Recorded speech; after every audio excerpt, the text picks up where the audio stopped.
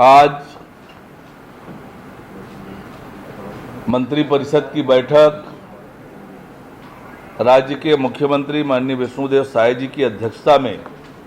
मंत्रालय में संपन्न हुई है। मंत्रिपरिषद ने आज प्रथम अनुपूरक अनुमान 2024-25 का विधानसभा में उपस्थापन के लिए छत्तीसगढ़ विनियोग विधेयक 2024 के प्रारूप का अनुमोदन किया है। विष्णुदेव साय जी की सरकार ने आज एक और महत्वपूर्ण निर्णय किसानों के हित में लिया है। किसानों को उनकी फसल का अधिकतम मूल्य प्राप्त हो, इसके लिए छत्तीसगढ़ कृषि उपज मंडी अधिनियम में संशोधन किए जाने का निर्णय लिया है। मंत्रिपरिषद की बैठक में छत्तीसगढ़ कृषि उपज मंडी संशोधन विधेयक 2024 के प्रारूप का अनुमोदन किया गया। इसके माध्यम से अन्य प्रदेशों के मंडी बोर्ड अथवा समिति के एकल पंजीयन तथा अनुज्ञप्तिधारी व्यापारी एवं प्रसंस्करणकर्ता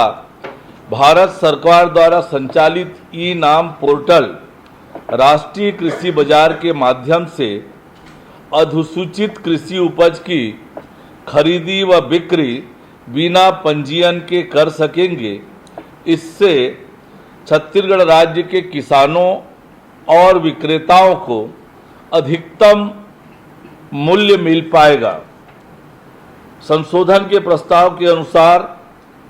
मंडी फीस के स्थान पर अब मंडी फीस तथा कृषक कल्याण शुल्क शब्द जोड़ा जाना प्रस्तावित किया है। संशोधन प्रस्ताव के अनुसार कृषक कल्याणकारी गतिविधियों के लिए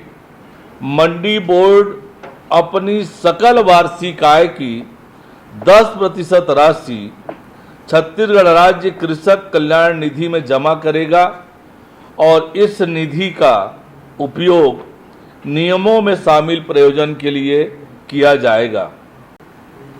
एक और महत्वपूर्ण निर्णय आज के मंत्रिपरिषद की बैठक में लिया गया, जिसके माध्यम से छत्तीसगढ़ राज्य के नगरीय क्षेत्रों में शासकीय भूमि के आवंटन, अतिक्रमित भूमि के व्यवस्थापन और भूमि स्वामी हक को प्रदान करने के संबंध में मंत्रिपरिषद ने महत्वपूर्ण निर्णय लेते हुए इस संबंध में पूर्व में जारी सभी परिपत्रों को निरस्त किया है, जिसमें राजस्व एवं आपदा प्रबंधन विभाग द्वारा नगरीय क्षेत्रों में अतिक्रमित भूमि के व्यवस्थापन, शासकीय भूमि के आवंटन एवं वार्षिक भू फाटक के निर्धारण एवं वसूली प्रक्रिया संबंधी 11 सितंबर 2019 को जारी परिपत्र, नगरीय क्षेत्रों में प्रदत्त स्थायी पट्टों का भूमि स्वामी हक प्रदान किए जाने संबंधी 26 अक्टूबर 2019 को जारी परिपत्र, नजुल के स्थायी पट्टों की भूमि को भूमि स्वामी हक में परिवर्तित किए जाने के लिए 20 मई 2020 को जारी परिपत्र तथा नगरीय क्षेत्रों में शासकीय भूमि के आवंटन, अतिक्रमित भूमि के व्यवस्थापन और भूमि स्वामी हक प्रदान करने संबंधी जारी परिपत्र शामिल है। मंत्रिपरिषद की बैठक में निर्णय लिया गया कि इन प्रपत्रों के अंतर्गत जारी आदेशों के तहत आवंटित भूमि की जानकारी राजस्व विभाग की वेबसाइट पर प्रदर्शित की जाएगी और इस संबंध में किसी को कोई आपत्ति या शिकायत हो तो शिकायत प्राप्त होने पर संभागीय आयुक्त इसकी सुनवाई करेंगे। मंत्रिपरिषद की बैठक में जीएसटी माल और सेवा कर संशोधन अधिनियम विधेयक 2024 के प्रारूप का अनुमोदन किया गया। जीएसटी काउंसिल द्वारा इनपुट सर्विस डिस्ट्रीब्यूटर के संबंध में आगत कर प्रत्यक्ष लिए जाने के प्रावधान को युक्ति युक्त बनाने एवं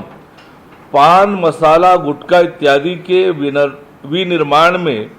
लगने वाले मशीनों के रजिस्ट्रीकरण के लिए अधिनियम में कुछ संशोधन करने का निर्णय लिया गया था। इस निर्णय के परिप्रेक्ष्य में केंद्रीय माल और सेवा कर संशोधन अधिनियम 2024 15 फरवरी 2024 को अधिसूचित किया है। इस संबंध में छत्तीसगढ़ माल और सेवा कर अधिनियम 2017 में तदनुसार संशोधन किया जाना प्रस्तावित किया गया है। छत्तीसगढ़ लोक सेवा आयोग का 22वां वार्षिक प्रतिवेदन 1 अप्रैल 2022 से 31 मार्च 2023 तक की अवधि के लिए विधानसभा के पटल में रखे जाने हेतु